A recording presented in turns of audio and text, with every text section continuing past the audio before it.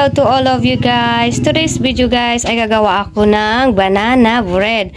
So hindi naman siya banana cake, baka bread ang resulta nito dahil ayan yung aking banana na overripe na yung mga saging. So masisira lang kaya ito ngayon gagawa ako ng aking banana bread. So para hindi masayang yung ating saging. So ayan, dahil wala tayong mixer, naitapon ko na ata yung aking mixer. Ito yung aking gagamitin ay ang kutsara. Wala na akong mixer. Tinapon ko na ata yung aking mixer dahil akala ko hindi siya gagana na. Yan. So ngayon, dudurugin na lang natin ito hanggang sa madurog ng madurog. At bago natin lalagyan ang ating flour. Ayan. Sayang kasi yung saging.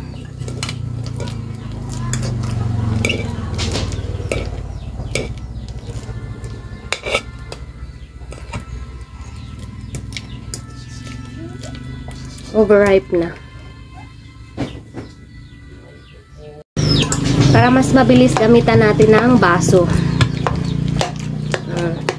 Mas mabilis siya kaysa sa tinidor.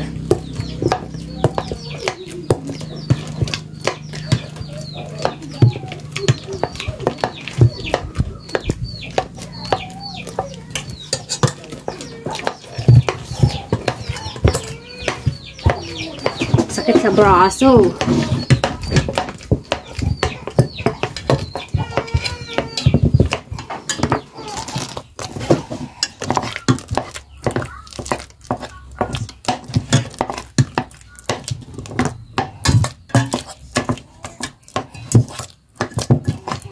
Banana bread.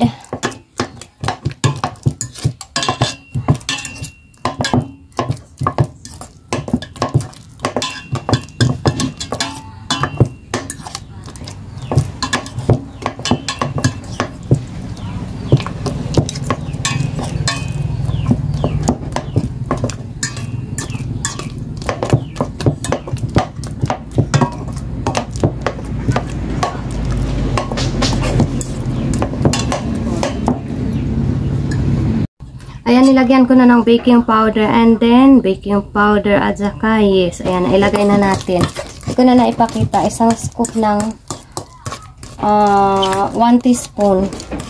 1 teaspoon ng yes, ang ating na ilagay.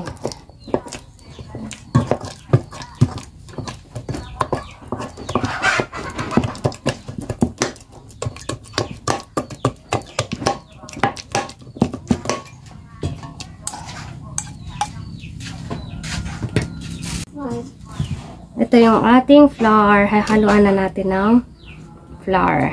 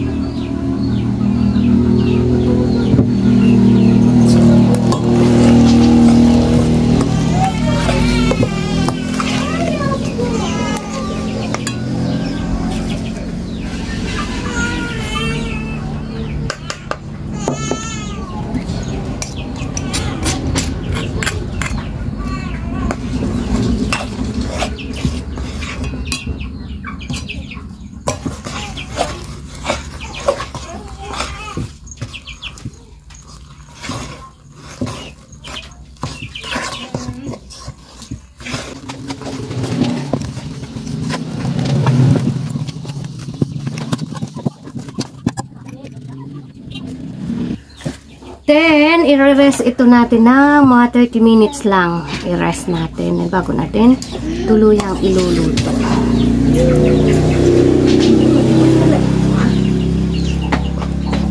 Maybe it's 2 cups of flour. I put it.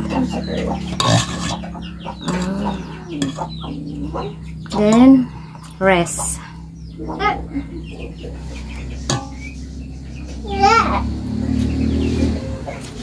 Let's make rest. Iinitin na natin yung ating kawali na paglalagyan ng ating banana bread. Ayan yung ating kawali.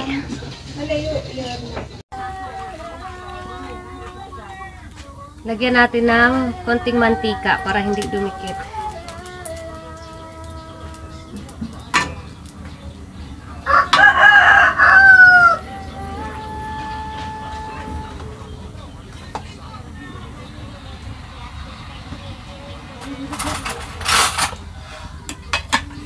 Ito na yung ating pinaalsa na banana and may harina na yan.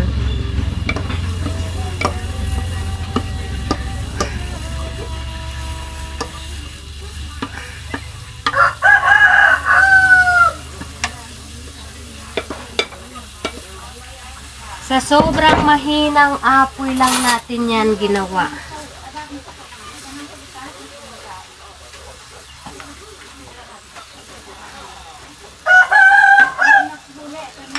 Pwede din natin i-steam pag sinipag naman tayo sa pag-steam. Pwedeng steam ang gagawin natin dito. Ito naman ginawa ko ay luluto ko dito sa kawali sa mahinang apoy lang. So ito yung ating gagawin. Ito ay first time natin gawin. Gagawin natin para merienda.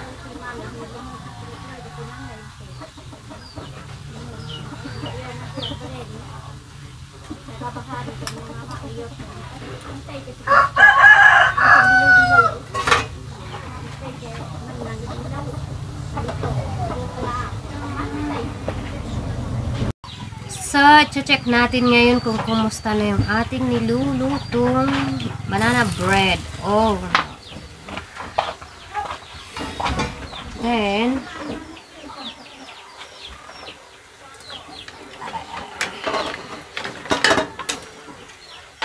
lekas ba na yung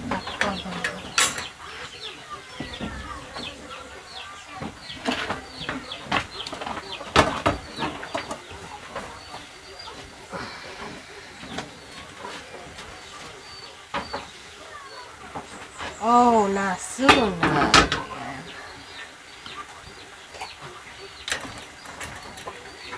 Kampung kampung. Kamu.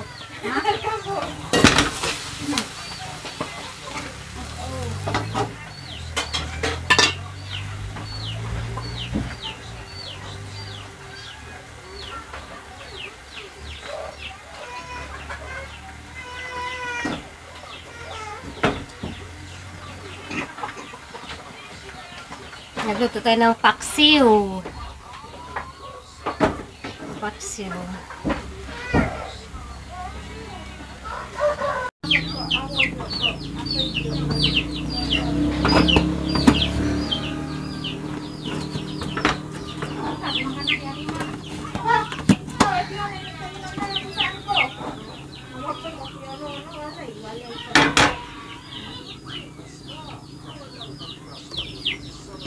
Ito na yung ating banana bread. Ayan.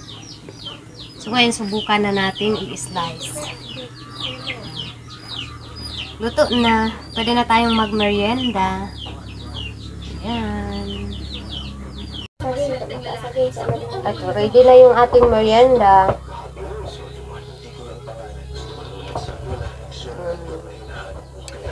Kainan time. Banana cake or banana bread.